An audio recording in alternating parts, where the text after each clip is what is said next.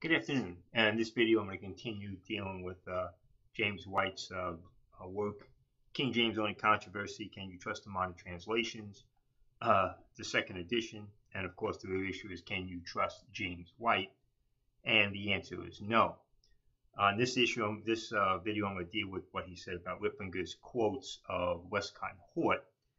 And he wanted to give an impression that Riplinger was somehow misquoting Westcott and Hort, and that she was by shortening her quotes, this was somehow abusing what they really said, and therefore she was being incorrect in her quotes. When in fact she was absolutely right. He goes on here on page 140. Anyone reading this material, talking about Riplinger's quotes, when she gives a reference and footnote for a citation, Introduction to New Testament Original Greek, anyone reading this material would be led to believe that Westcott and Hort held a very radical view of Aleph and B, which is in fact they did. And he himself, White admits that in one of his footnotes, when he says that modern textual criticism has in many instances corrected imbalances in their own conclusions. Westcott and Hort believe in an idea that especially with B, Sinaiticus was really Tischendorf's manuscript, but B was especially for Westcott and Hort. They were looking for a neutral text, and so he goes on here and trying to bring her quotes into play here. And talking about how she misquoted him by not giving these longer quotes. And in fact, these quotes changed nothing when he fills them out. They changed nothing from the fact that that's exactly the goal of Westcott and Hort, was to make Manichaeus the central or major manuscript, and along with later on the pathway that supported it. And you'll see that with White. But this is a Nessel edition, 25th edition, and Allen goes on to explain something about Nessel, that the early texts were based on the Westcott and Hort theory. And he says here, nevertheless, the origin of the text itself was clearly traceable in the 19th century editions, particularly in passages where the special theories of Westcott and Hort had a dominant influence in its formation. And here's a footnote here.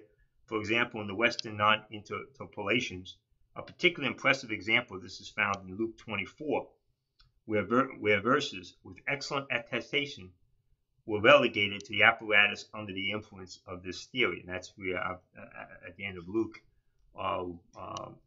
readings had to be put back in because they had taken them out through the Westcott and Hort theory, and they've been out for many years. But in fact, they're back in there now because the Westcott and Hort theory was wrong. He goes on here, Allen says here, similarly, the idea of a neutral text, quote unquote, has been retired. Neither Codex Vaticanus nor Codex Sinaiticus, nor even B75 of 200 years earlier can provide a guideline we can normally depend on for determining a text. The age of Westcott and Hort and Tischendorf is definitely over. And of course, that's his view that they're not going to look for neutral text. Now, in practice, they don't do that. Practice, these texts are still 99% Westcott and Hort. And but even here with the case of White, we've got here some of these problems here. If we can find here quickly.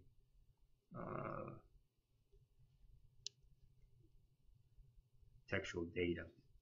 Let's see here. Okay. John 3:13.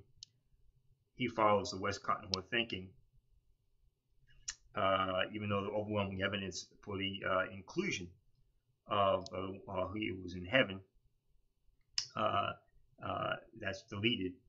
We read the passage here. It says, no man hath ascended up to heaven, but he that came down from heaven, even the Son of Man, which is in heaven. And the NIV and they will take out even the Son of Man, which is in heaven. Which is in heaven is actually what they take out. Critics of the modern text are quick to pounce on 3:13, alleging that we find heretical denial of Christ's omnipresence, though through the deletion of the phrase "which, who is in heaven." Near every King James only advocate who addresses the issue does so along with charges of heresy on the part of either the scribes who corrupted the text of the modern translators who would follow their lead. As usual, however, the calm examination of the facts demonstrates otherwise. Oh, well, James White's such a calm individual, so rational. One may prefer the reading of the majority text at this point. Now, see in mind? See how it goes here? You may prefer the reading of the correct reading that of who was in heaven, but you don't have to believe it. The external attestation for the reading is impressive, as cited by the UBS 4 without including patristic sources. In other words, overwhelming evidence for the inclusion of that passage. Patristic material favors the phrase's inclusion. Though there are some important witnesses against it, still, it is always uncomfortable to go against P66 and P75. That's exactly the Westcott idea that you don't go against these Aleph and B unless on very, very unusual. And so here he follows the same view that because P66 and P75 support or really kind of supportive of of B, therefore they should the reading you should not go against that reading. And that's exactly what Riplinger was pointing out in her quotes, that Aleph and B become the dominant manuscripts, and basically almost nothing can overthrow them. And here White makes the same example, gives the example of that mindset on page 326. The wisest stance, it seems, to take a stance would be to give awareness of the reading through the use of textual footnotes. In either case, it's surely no sign of heresy or desire to denigrate Christ to follow the lead of the oldest witnesses to John's gospel in not including the reading. So he's going to go against the overwhelming evidence, the majority of the vast evidence that reads for that reading, but because it goes against B with P76 and P75, he's going to hold on to it. In fact, Aleph and B both support the mission. So that's the Westcott and Hort theory. Basically, you can't overthrow those manuscripts, and almost always, they are to be if you see them and they read together, especially, then you hold on to the reading no matter what the other evidence against it is. And that's what Riplinger's quotes were pointing out. That's a radical view of both manuscripts, and Tischendorf held that view for Sinaiticus, especially. Westcott and Hort held that view for B, Manichaeans.